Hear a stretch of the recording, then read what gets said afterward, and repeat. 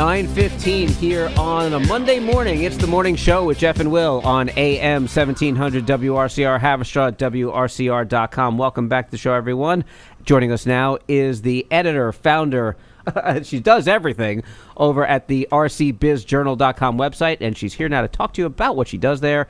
It's Tina Trasser. Good morning, Tina. How are you? Good morning, Jeff. You got that right. I know what it's like to be a one-person show, and it's fun in and of its way. And there are times when I go, "Can I just delegate this to somebody else to do, please?" God, I hear you. Especially when COVID comes to get you. You don't have COVID, do you? I'm on the way out. I'm on the other side of the tunnel. But it was really dark in there. Especially when you are the one-man band running a company. It's interesting you bring that up, and I hate to dwell upon this, but since you did bring it up, I mean, did you have have you been vaccinated and all that? Did you get do you know where you got it? Yeah, vaccinated, yes. Got it, could be anywhere, right? Not wearing masks anymore. I don't know, but boy, does it pull you? I mean, it pulls you into a dark place, that's for sure. What kind of symptoms did you have? What kind of experiences did you go through? Like days of fever that I couldn't kick it. So, it was like you have to work somewhat. So it's like you work in little spurts, and then you're like, I'm going to pass out. But what was the turning point was I did go to urgent care finally, I think about day 3. And they gave me prednisone, which is a steroid. Mm-hmm. And I think that, I don't know if it's a coincidence, but that seemed to either it broke the fever and it reduced pain all around. And so then I became more of a functioning human. But still, this is not fun. Anyway, I don't know where I got it. Could have been anywhere. And, I don't have any advice on this other than when you are a one-man band, try to prepare things if you feel yourself getting sick. So I have a lot to talk about today, though. I wanted to start with a law that Clarkstown passed last week, an LLC transparency law for residential properties. So what this means is that if you're a member of an LLC that owns residential property in the town of Clarkstown already, or plans to, this is what you need to know. The town unanimously passed a local law that's going to require LLCs and corporate entities that own residential properties to disclose a raft of personal information to the town's building department. That will include a full legal name, a residential street address, phone number, date of birth, driver's license, or passport number and this is all within 90 days of the law becoming effective, which it does when this law is filed with the Secretary of State. Now, I have no idea how all the LLCs out there in Clarkstown will possibly know about this law, but they've got 90 days. And there are these draconian fines that have been attached in this law, which is to say that if anyone is in violation of the law, it's, I think, $3,500 per day or wait, let me see, $3,500 per week. It's a $3,500 fine per week for non-compliance. This will be interesting. This law is in some camps. There are people who are hailing this law and think and in favor of a law like this, and they think that this is a good thing for the town to purportedly be able to do a better crackdown when it comes to enforcement. There are others who see this law as, and I used the word draconian this morning when I posted about this, and I was challenged on that word. But why I use that word is because similar laws have been passed at the federal level and now pending at the state level, waiting for Kathy Hochul's signature. Not sure it's coming. And in those laws, they were designed essentially to stem money laundering. But even so, the federal and state laws do not go as far either in terms of the disclosures of information, nor do they come anywhere close in terms of the level of fines. So, for example, at the state level, if for noncompliance, the penalty, I think is $250. Yes, is a a one-time fine of $250 for not registering. So compare that to $3,500 a week here in Clarkstown. That just doesn't jive really. The other thing that was raised in a public hearing that was lightning fast. It was clear the council had already made up its mind, and there was almost no discussion about it. It raises the issue of privacy and harassment and identity theft, because all of this information that's being given to the building department is foilable, meaning that anybody can have access to this information, and it's a lot of information, particularly things like phone numbers and passports and driver's licenses. These are fairly sensitive documents. So it will be, I guess, interesting to see, how Clarkstown sets out to enforce this. I mean, Clarkstown's enforcement tends to be uneven in spots for sure. We know there's an illegal animal shelter that's been running on in South Mountain Road in New City for 4 years in plain sight. There are issues around Airbnbs. They're still, those short-term properties are still running in town, and yet there's one lawsuit against Clarkstown regarding that in a civil rights case.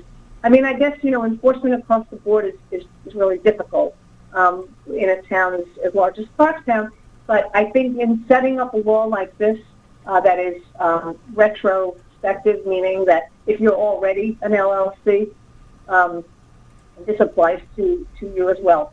And then, the other question it raises is this, does this sort something out? Is this, does this create transparency? Or is it a deterrence for people to have residential, buy or develop residential properties in town?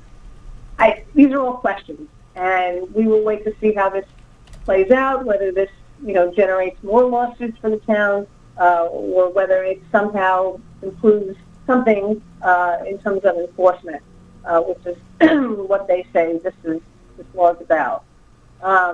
Any thoughts before I move on? No, I just thought it was interesting you brought up this animal shelter on I believe what you used to mention, South Mountain Road. Why is it that they've escaped this for so many years? What a good question. Here's a property that has been run both as a boarding house for humans, which was illegal because it's in a residential zone, as well as an animal shelter, also in an R80 residential zone. Town has known about it for 4 years. The violations were issued long ago. Nothing's ever been done about it. So, when they like to talk about enforcement, it's interesting to see, which corners of those are not reached. And there are. I mean, I know around the corner from where I live, there's an Airbnb operating. I don't care, but much was done to pass that short-term rental law. So it's difficult, and all of these things end up in court one way or the other. So we'll watch that. We'll keep a pin in that. All right.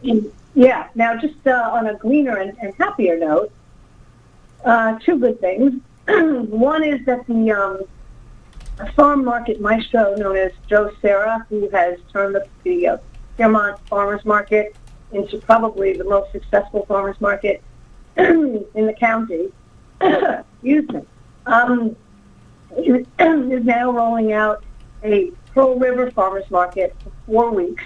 It's called the Fall Harvest Festival in Pearl River, and it's going to be 4 consecutive Saturdays at Central Field, and it's going to promote local farmers and chefs and artists and artisans, and I think that I think he's done this in cooperation with Teresa Kenny and the town. Surveyed the residents, and they farmers markets have come and gone in Pearl River, and they haven't stuck. They haven't been successful. Joe Serra happens to have a real track history of knowing how to do this. So let's hope for some good weather for them and a successful run with this, and then I think it will become a more permanent thing if it works.